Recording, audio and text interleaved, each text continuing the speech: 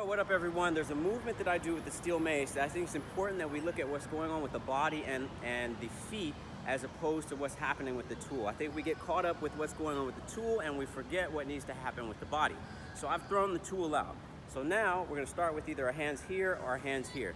We're gonna step out into our lateral lunge, drop the hips, extend, open the arms, open the chest. From here, we're gonna lift the heel off the ground to unlock, lift the back heel off, tuck the hips under, and press. From there, we're gonna pull the arms back in, lift the heels up again, lock, back down, and back up to top. We're gonna do the same thing to the other side. So stepping out into the lunge, drop, open up, lift the heel off the back foot, tuck, push, bring it back in, drop, pull, and bring back together. All right? Give that a try. I hope that helps you out.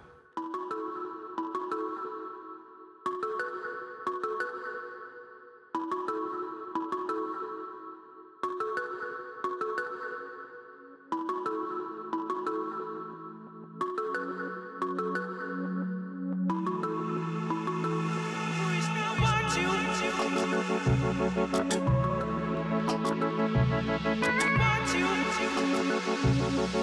you.